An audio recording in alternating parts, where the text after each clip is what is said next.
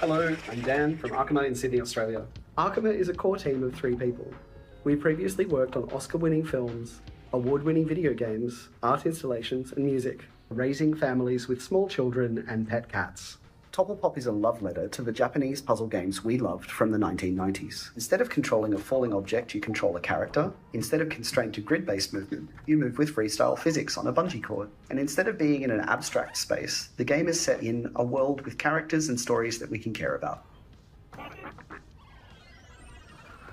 Accessible so kids can play with their parents, but versatile for any mood and mix of players, from casual parties to serious esports tournaments.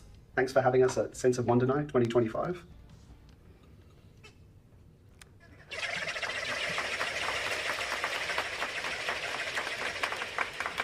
Thank you, distinguished judges and audience, for having us at Tokyo Game Show 2025. The Sense of Wonder Night is a huge honour for us. We are a team of 3 from Sydney, Australia, and indie game development, as I'm sure you're all aware, has a lot of ups and downs. But for me, it started with a sense of wonder when I was a kid in Australia. A star fell from another world, and that star turned out to be a video game that I could not understand. But I spent time learning it, and it became my favorite game, and I shared it with all of my friends.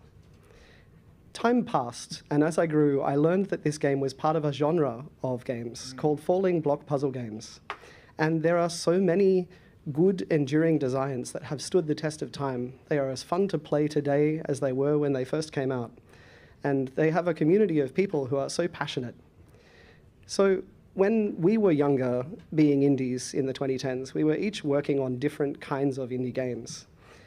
But it wasn't until my friend Jez Impox showed me this game that something sparked in my imagination. It was a falling block puzzle, and match 4 of the same color should be simple, right? But instead of controlling the puzzle piece, you control a monkey on a rope. And it should be simple, but physics. The addition of physics made even the most basic moves in the game quite difficult to achieve. Every match was an achievement. It reminded me of a game called QWOP by Bennett Foddy, where you have to use physics controls to achieve basic things, and it's quite difficult. But there was something about this style of play which resonated, and it's because every falling block puzzle game exists in a loop.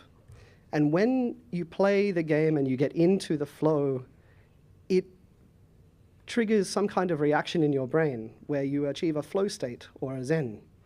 And this is a lot like the rhythm of physics in nature, where there are expansions and contractions and ups and downs.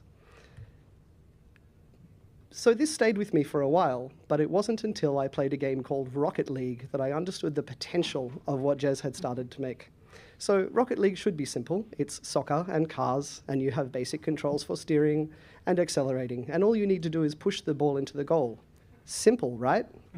Well, it is simple enough for beginners, and the game garnered quite a following. But the difference between a beginner and a pro is the ability to control physics in mid-air. And 90% of players never achieve the pro status, and there is coaching and tournaments and enormous esports centered around this high-level skill. So we came together as a team with a mission, and that mission was to create a physics puzzle esport with player-controlled characters in mid-air, and we wanted to make it accessible to everybody. So we started with brainstorming and research. And this was a typical day working on my indie game from home with my wife. And, you know, just regular indie game development, really. But we did ask ourselves, what would it be like to be inside a puzzle game? What if it was physically real? What would it be like if people could be blocked, if they felt blocked by the falling blocks? And if you feel blocked, you have lost your flow. So in the game, the characters that you must rescue are people who have been turned into objects because they cannot move anymore. Only you can unblock them with the power of physics flow. So you are a Bungee Blockbuster on a bungee cord, and you must match 4 of the same color while bouncing up and down to rescue your friends. And we found that this game It was hard at first, and we have worked very long on the game to make it accessible to anybody. So the only controls you really need are to move and to drop.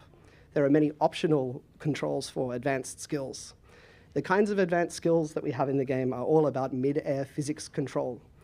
So when you make a match, the blocks start to flash, but they don't pop for a second. And in that time, you can keep moving the flashing blocks to add additional matches. On the right, you can see an expert player achieving a world record time by using the skill Aftertouch, moving the flashing blocks up in the air. So we developed procedurally generated puzzles to make puzzles from easy to difficult in a variety of different styles. And we believe we've achieved what we set out to do. It's an accessible game which is fun for everybody. It's balanced so kids and their parents can play together, but each at their own level.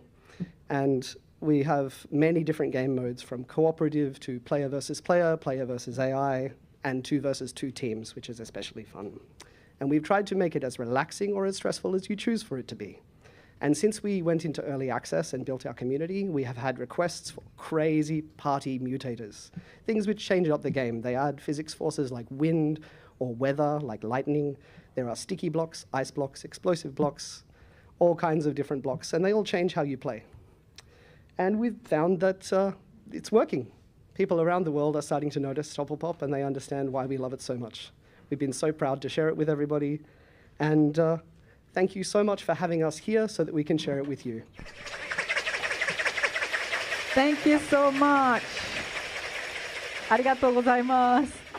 いやもう子供から大人までね誰もが楽しめそうな Thank you. Everybody can enjoy. Kids and parents, they can all enjoy. That's a great game. And I didn't know that Dan tested a bungee cord at home. シンさんいかがでしたでしょうか。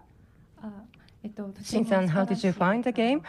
This is really great, and thank you for presenting us such a great game. And this game is accessible, everyone can enjoy it. But at the beginning, when you are working on development, what was the point that you focused on? What was the most important design concept for you? Early in development, the most important part for us was to take the complex nature of physics and like how unpredictable it can be, and turn it into something that felt as reliable as dropping Tetris blocks or Puyo Puyo. They exist on a grid, which is very reliable and predictable. Physics is anything but. So we put a lot of work into making the controls for the game feel like you can achieve your intent, while giving you enough freedom to pull off amazing acrobatic freestyle physics moves. はい、ありがとうございます。Thank you. それではもう一人ポッキーさんにも感想を聞いてみたいと思います。So I'd like to ask Pocky-san. So it's visually fun.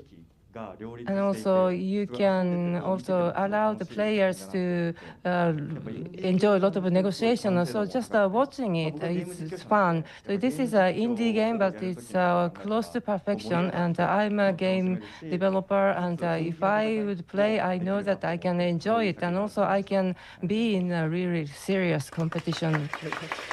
はい、ありがとうございました。というわけで、トップルポップの皆さんでした。ありがとうございます。Thank you, TopplePOP.